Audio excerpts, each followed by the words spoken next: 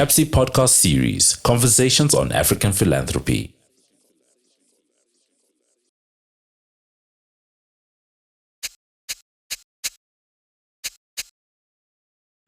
This series on social movements in Africa was shot at the margins of the third Baraza in Accra. The Baraza is a product of the Zimbabwe Alliance, a project that the Conversations on African Philanthropy covered at the end of 2024. Social movements play huge roles in our society. At the same time, they face massive challenges and obstacles.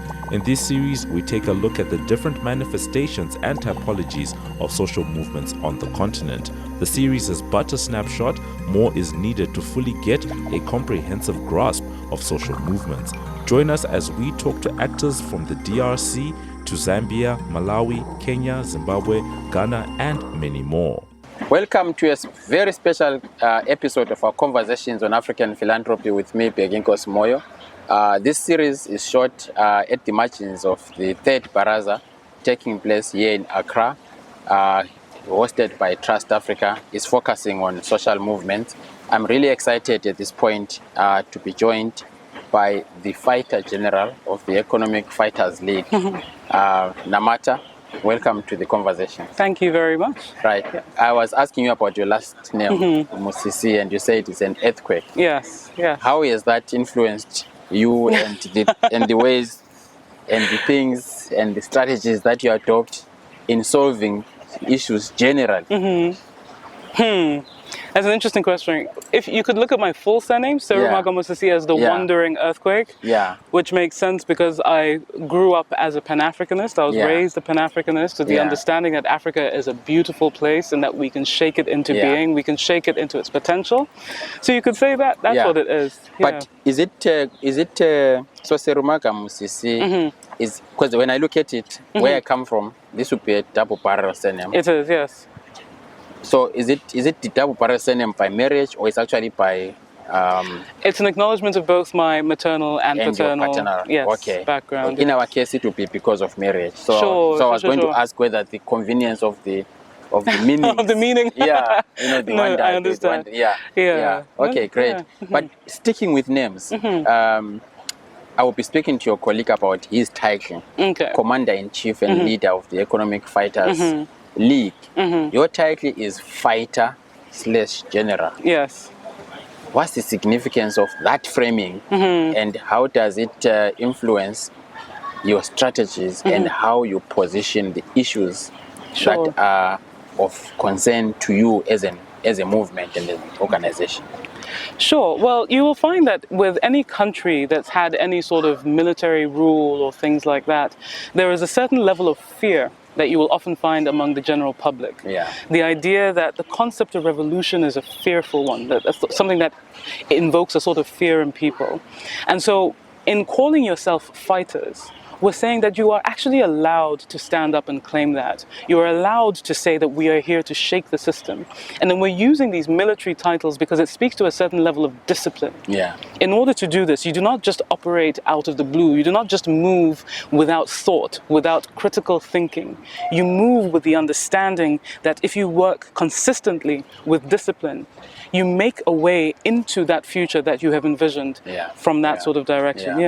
And so if you look back from 2016 to today, how has that shaped some of the interventions and some of the programs and initiatives, some of which have taken the form of direct confrontation? How has that shaped out and been expressed? Well, I think most people who observe us would probably say, well, then, the confrontations that tend to be what the public sees are an outcome of that stature. What we are literally saying is we are everyday people standing in that position of strength, in that understanding that the reclamation is for us to have, right? And for us to take. So you would think back to events such as Drop That Chamber, when we prevented the Parliament of Ghana of pushing forward an initiative that was counter to the Ghanaian people's needs, or the times when we were countering America wanting to set up a base in Ghana. All of these positions that we have taken in these instances have been quite firm in the recognition that dialogue is not working. And so we're taking that sort of militant position in the understanding that it is towards the protection of Ghana, towards the protection of the continent. So that is the position we have taken. It's sort of a firm strong position, right? Yeah, but that doesn't also then say that we don't also have a soft approach. Right, I think the understanding that it is strategic how we move, the recognition that this is a movement not for just us as those in leadership of the movement, but also for the people. And so we engage in various ways, whether it's through relief initiatives, whether it's through doing things like helping with distribution of food during the COVID lockdown.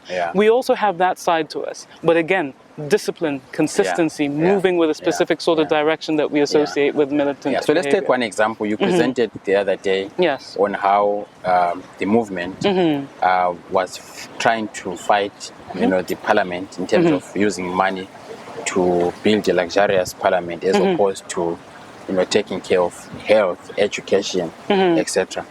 How did you infuse those strategies that you're talking about? Take us through, that campaign and that protest, and how people can actually see the lived realities of the movement in each of those, and especially in that initiative. Okay. Well, with Drop That Chamber, the important thing to recognize is that there was widespread indignation at the decision to build this chamber. The people of Ghana were frustrated, the people of Ghana were angry, but the state was not listening. And so our position was that if they're not going to listen to us, if they're not going to listen to the voices of the people, we are going to take the voice of the people to them. We are going to move into the space in which they find their comfort and speak. So it was a sort of a confrontation that was forced, because we understood that these people who were elected to serve the people had now chosen to move counter to the will of the people. And so on that front, in moving into that space, in walking into the public gallery, which by law we all have access to, right? And then deciding that in that moment we were going to ensure that the voice of the people was represented in the space that is supposed to reflect the will of the people. That confrontation, that insistence of ensuring that that voice was there, that speaks to the sort of militant nature of the militant aspect of our identity. So part of the reason why I was excited to speak to you is also that we have the opportunity to decode and analyze from a gendered perspective. So some of the interventions are responding to a particular challenge within the country, but they are gendered dimensions. And at times movements may not be able to pull out the gendered dimensions. And I want us to have that conversation with you as the fighter, but also the general, who also has this side that would want to review things, but also see them from a gendered and intersectional perspective. So when you look at the challenges that you are responding to, what are the gendered dimensions of them? But also in your approaches, how have you made sure that there's a gendered consideration in what you do? Sure. Well, I mean, we all know that with whatever situation you might find a nation, whether it's economically, whether it's the peace or stability concerns, women are always those who suffer the most in those situations. So the recognition that when you are fighting those situations, it's intersectional, right? All oppression is connected. So that recognition that the women's cause must always be covered in those spaces. Now, as a movement, we have been very deliberate about how we ensure that women's interests are protected. Our leadership is half women. I am fighter general, I am a woman. But it's also in how we engage the public, the ways in which we move around the spaces that we engage. We always ensure that the women are able to not just be within the space, but to also take control and lead within these spaces, so that they are also able to ensure that it is women who will know best what women need. And so women need to also be able to articulate the issues. Now, what that also means is that when you enter into spaces where there's a little bit of resistance to that, oftentimes, and this is where the men among us have to be the strongest of allies, there's also that purpose of sort of educating people as to how this works. Now, we're not looking at this just as a case-by-case basis. We're also looking at this on a systemic level. What we are currently doing, for example, is we are pushing the cause of proportional representation and governance in the Constitutional Review Committee that's ongoing at the moment. And so we are basically saying that not only should it be an instance-by-instance basis, we actually need to create a system that genuinely allows for the women to also be represented and also to be able to speak in a manner that actually ensures their interests are protected. What have you seen to be the key challenges that face the female fighters in a system that you are confronted with? What are some of those things that, Sure. and how have you found ways around them so that you still have a motivated female force? Sure. One of the beautiful things that I find, and obviously I'm coming from a biased position as a fighter, but one of the most beautiful things about our movement is how intentional we are around gender. And because we are able to do that, we've had conversations about the kinds of things that we may encounter. So when we enter into many situations, and it tends to be with people from without the movement, then we also know how to navigate that. You have instances where members of the general public may not necessarily be affording the women the respect that they deserve, or maybe trying to sort of marginalize them within conversation, or various things like that. But there's also the fact that even just technically, on logistical fronts, often it is women who will be at home looking after the children. It is women who will have certain obligations. It's also less safe for women to move around at certain times of day. And so what we do is we basically try to coordinate ourselves in a manner that actually allows for those realities to then not be a reason for people not to... So are you programming also around gender issues? So for example, you know, the care work we just referred to is a big issue across countries. Sure. So is there intentionality also within the movement to actually program initiatives that speak directly to those issues? Absolutely. Now, a couple of years ago, I think it was now, we were one of the people that was behind this move to sort of abolish tax on sanitary products, for example. But beyond that, we're also looking at the ways in which we can create initiatives that address women's material realities. We're in the process of setting up a project called Women Lead Africa, where we're looking at the ways in which we can actually have women in spaces that are addressing their needs, but then also facilitating their advocacy on the greater issues, which will then obviously then become that which addresses the national issues. So we are trying to be extremely intentional about that. Like I said, we'll be talking to your colleague. I'll be keen to hear from your perspective and also from his perspective the factors that led to the creation of the movement and what the context was then and how different it is or still the same today. Well, Ghana being the land of Kwame Nkrumah is a beacon of hope for Africans on the continent in the diaspora. Unfortunately, our lived reality does not reflect that. And our lived reality does not reflect that from 1966, when the illegal overthrow of Kwame Nkrumah happened.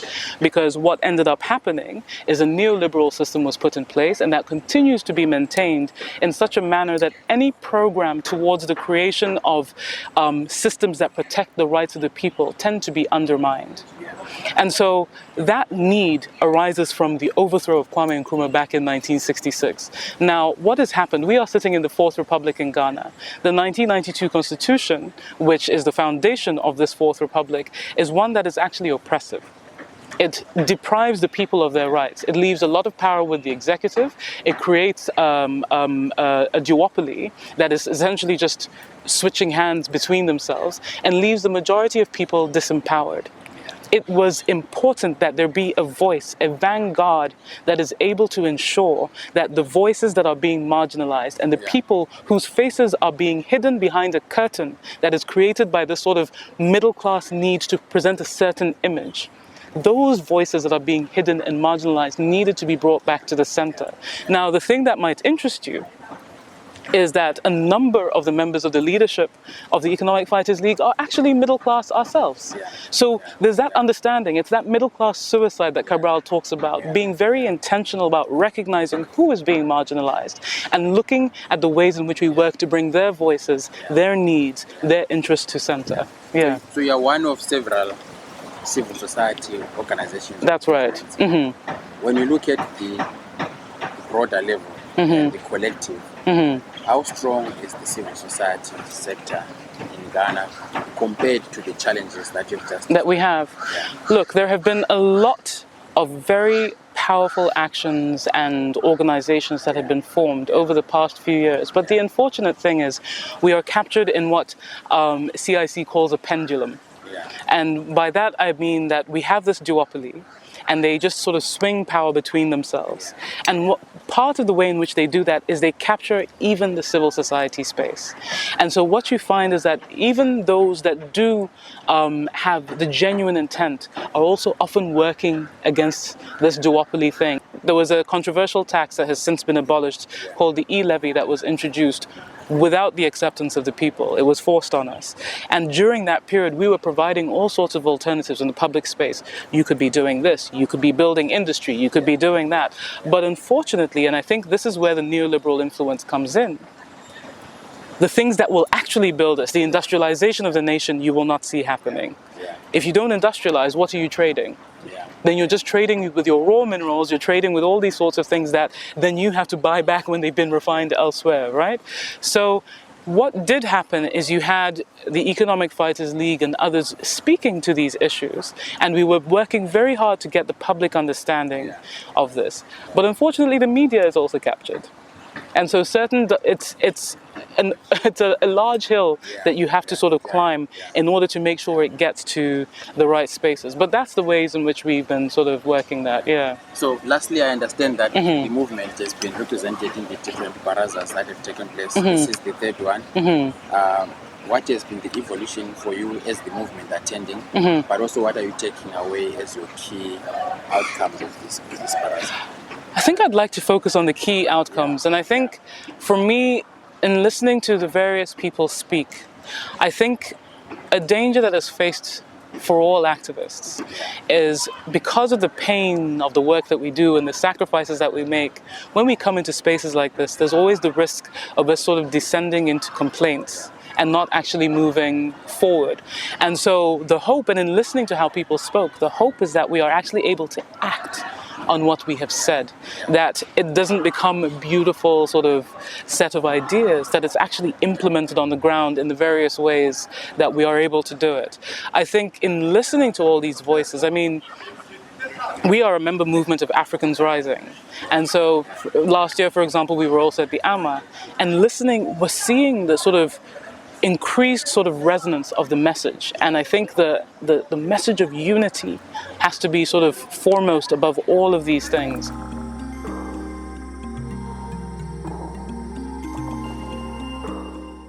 Welcome to another episode of our Conversations on African Philanthropy with me, Peginkos Moyo. We are shooting this series on social movements at the margins of the third Baraza here in Accra, Ghana.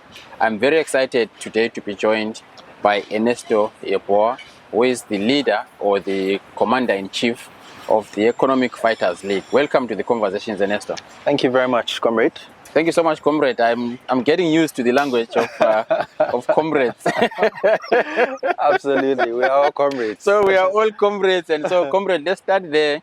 I'm fascinated by titles and names because I feel that what we name and what we call something influences a lot of things. And in your case and your colleague that we have spoken to, they are interesting titles. In your case, you are the leader, but also the commander-in-chief.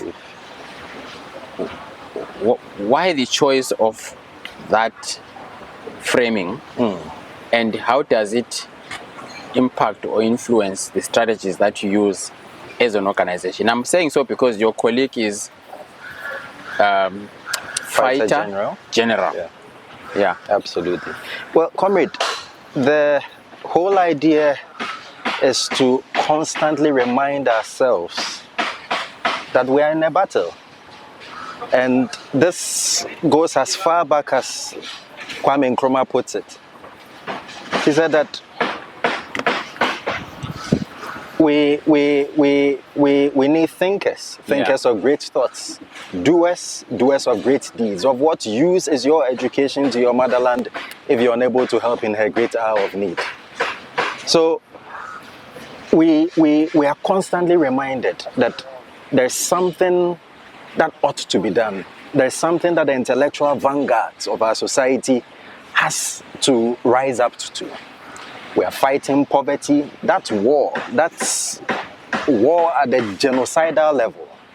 And so if we don't remind ourselves that we are in war and we are comrades in struggle, that sometimes the instructions or the commands or the suggestions that are coming are from war strategy, and therefore needs to be implemented in that, how do you call it, urgency, and in that sense. We might fall to the distractions that neoliberalism sometimes creates. So the Economic Fighters League, what is the war that it is waging at the moment, either historically or even projecting towards the future? And what are the strategies that you have engaged and utilized, and to what extent are you seeing the results of? Well, just as our name goes, we are Economic Fighters League. We know that our forefathers like Cabral and Co. fought for political independence. But the reason why they fought for political independence was to secure the economy, so that we are in control of our economy, we are in control of our land, we are in control of our resources. And so, to that extent, that many Africans remain dispossessed of their land, of their resources, and all of that. I mean, Ghana is the largest producer of gold on the continent. It used to be South Africa with Marigana mines, but now it's Ghana. And it's still mentioned in hollowness because Ghanaians are not benefiting from that. It's the multinationals that are benefiting from it, and yet they are benefiting in our name. And so it's important for organizations like ours to remind our policy makers, our decision makers, and then the people that the mines or the gold or the resources are not there for white capital. They are there for us, and therefore let us take the steps to socialize it so that we can all benefit. I mean, from it. And so, what are the strategies that you are employing, and how successful or challenging have they been? Well, we have from time to time used direct confrontation, so-called diplomatic language, and just saying it as it is at places where they do not expect, I mean, those kinds of framing or those kinds of wordings to come out. And so that has been one. We've used direct actions such as protests, demonstrations. I mean, we've stormed Parliament, we've stormed, I mean, the presidency. We have gone to places where decisions on our resources are being taken and disrupted the I mean, in quotes, the program to focus attention on what we feel the real questions are. And so direct actions have been some way, somehow, how we have curated, I mean, the space so far. And how, I think I'm hearing some successes already embedded in there. But have there been any challenges around some of the strategies that you are using, and how have you revisited them? Definitely. I mean, it's dangerous. It's the risk involved is, it's like going bare-chested and saying, I mean, shoot me, when there are actually missiles flying all over the place. But then what we are also using is the idea of the majority of one, and standing on the foundations that conscience is not about numbers. It's about what the issue is. It's about what our hearts and our minds tell us when nobody is around, when nobody is listening, what the truth is. And so just simply on the steam of that, how do you call it, that conviction, we move. Of course, it's been costly in the sense that it has not gone without the risk associated with it. I mean, a national spokesperson, for instance, recently was, I mean, arrested illegally and was in police, I mean, custody for more than 17 days. I mean, and many other comrades. And what were they fighting for? They were fighting for justice. They were fighting against unethical mining popularly known as Galamsey, Yeah. in the country and all of that, along with other comrades. Yet, the irony was that those who were openly perpetrating this violent act of environmental genocide against the people were in broad daylight, nobody went to arrest them, and as we speak, it's still happening. Yeah. And so the contrast is then what's played out against the political establishment, that, hey, you can't be doing this. Yeah. Why do you arrest those fighting against this environmental injustice, whilst those who are perpetrating that injustice are walking free? Yeah, walking free, yeah. So maybe take us back to the context in which the Economic Fighters League was born. What's the context? What's the environment? What's the political climate? What's the economic climate? Because clearly you are born to fight for economic emancipation. But for those that are not familiar with Ghana, maybe take us back to the origins of your movement and the context in which it was born. Well, this is a movement that was born out of the popular discontent of the people, from economic dispossession, inequalities, and all of that. And also from the exclusionary political system and social systems that we run in our country as we speak. Women, even though constituting majority, in terms of the population demographics, remain marginalized and are found almost nowhere near the decision-making places or spaces. Young people who follow in the majority are almost nowhere near. Almost every young person you are seeing behind the decision-making tables have been brought there by a godfather or a godmother, and therefore they are not there on their own steam, but they are there doing the bidding of their godfathers and godmothers. And it's also because of the kind of political system, electoral system that we are running. And so as we speak, the Economic Fighters League has been on this chance to change our constitution, have a new constitution. So we've been on this new constitution campaign, and it's spanned for, personally I've been involved for close to about 20 years and more. But then the Economic Fighters League, which was born somewhere in 2016, has carried on this. We even went to the extent of giving, expression to a social media hashtag, Fix the Country, on the ground by activating all our structures, which unfortunately got some of our comrades, killed. At this moment, respect to Comrade Kaka, who was shot and killed in broad daylight, simply for standing up against the injustices in society and preaching within his community that, hey, let's rise up and do something about this. One evening, just when he was returning home, he was accosted and beaten to pulp by an unknown mob. I say unknown, but we know them. We know that they are the hirelings of the political establishment and all of that. So these are some of the things that the Economic Fighters League has been involved in. Beyond that, we also understand that there has to be some empowerment, because it's not realistic to go to the people and be chanting economic freedom or let's stand up and fight on empty stomachs. And so on our own, there are other engagements or enterprise engagements that we have been involved in that ensures that we are able to at least cater for some of the basics to enable the people to demand expanded rights and access to their resources. So I asked about the context because I also want us to discuss the state of civil society / social movements in Ghana.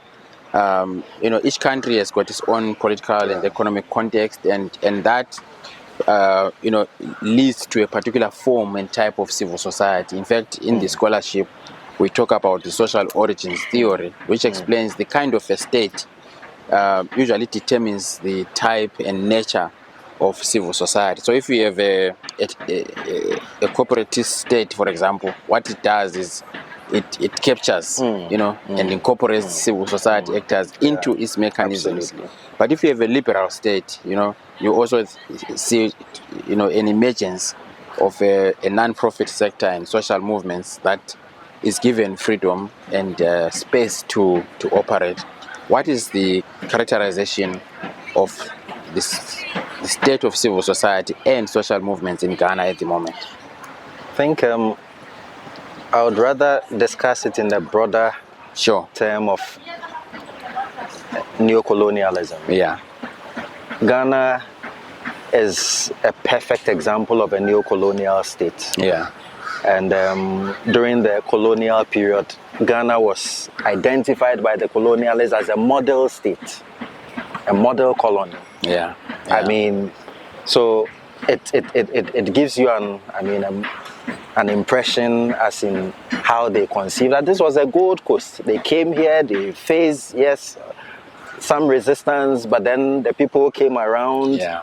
I mean, and preceding that 600-year oppression was a 700-year oppression from Islam. Yeah. I mean, that also happened, and the people endured and all of that. And so for them to have characterized the colony as a model colony, I mean, was not out of place, because people who have been captured for, conquered for over 1,300 years without the active resistance that, I mean, could have been mounted, says a lot about the fracturing and the conditioning that went in to allow that kind of things to happen. Yeah. I mean, Ghana still has the largest number of forts, enslaved, how do you call it, in quote, castles. Yeah. I mean, around. So it was key within that, I mean, context, within that complexion. In today's, how do you call it, context, Nkrumah has defined it as neocolonialism. Yeah. And you would find that what we call our leaders are not necessarily leaders of sovereign power and sovereign will. Yeah. They are there at the behest of IMF. They are there at the behest of World Bank. In fact, as we speak, the IMF, World Bank is represented in almost every ministry office in our country as we speak. When leaders have disagreements amongst themselves, the first point of call is we are going to report to the IMF. And so this is where we are. This has led to the growing of a duopoly over the last 30 years, where we the people are more or less forced to choose between two evils, either the MPP or the NDC, who represents the same neoliberal colonial agenda that doesn't liberate or free anybody. And so within that space, civil society organizations are then framed within, so there are certain civil society organizations that would never be invited to certain spaces. They would never be mentioned. Their existence would continuously be ignored and challenged. And the Economic Fighters League actually happens to be one of those organizations, because we were not born out of their framing. We were born out of the popular discontent of the people. And then, of course, one of the themes that came out yesterday was the relationship or the synergy or the alignment between social movements and power, political power. And I see that one of your taglines there is, you are organizing for power. For power. Absolutely. How would you characterize the relationship between social movements, in your case, the Economic Fighters League, and power? Well, because of the neo-colonial conditioning, social movements are constantly under attack. Yeah. And the threat of appropriation. And so you would find that, I mean, there's been a number of social movements. There was a CJA, Committee for Joint Action, that, I mean, arose out of the popular discontent of the people, massive demonstrations here and there, only later to find itself in the garage of one of the duopoly, parties, that's the NDC. Yeah. And so lost its essence and then disappeared. Yeah. Then there was Occupy Ghana, which also came in similar fashion, had a lot of middle class, young people, all of that, only for them to be appropriated into the MPP, and then they lost steam and relevance. Yeah. Then with Fix the Country, I mentioned the threat of it being appropriated by the NDC came up.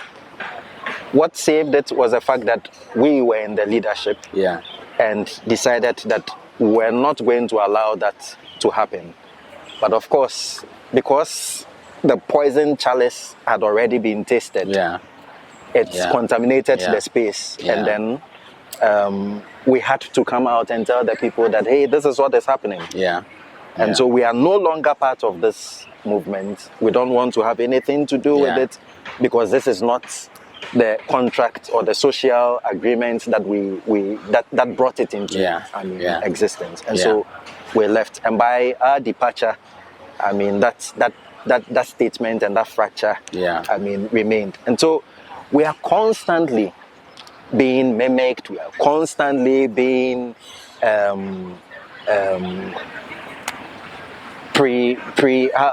preempted in order to nib us in the bud. We said that we're going to organize a demonstration on the 1st of May. And as I speak to you, the Estual administration, the MPP government, that jailed us for getting into the streets, are now organizing to do a demonstration against Galamsey. Preceding hours, a 3-day demonstration. These are some of the challenges that we face, but we are on face because it's necessary. I mean, it's not going to be a walk in the park. We have to fight, and we are ready. So before we started shooting, I was asking you, what is the relationship between yourselves and the economic freedom fighters in South Africa, and whether there are any other similar, movements like yours in other countries? How would you characterize your relationship with other social movements across different countries? There's a plethora of economic fighters organizations in Namibia, in Malawi, in Zimbabwe, in Ghana, etc., etc. How connected are you with those, and also how connected are you with other social movements? Because yours is clear, it's really organizing for power, and one would almost confuse you for political parties. But there are other social movements that you have seen here, like rural women's assemblies, etc., etc. How are you connected with those across countries? Well, we understand that politics is local. And so the political issues of the day would be different from one neo-colonial settlement to the other. I mean, with respect to the continent. And so we stand fully with the economic freedom fighters of South Africa, and we've had interactions and sometimes compared notes and all of that. And so we stand with them on the land question.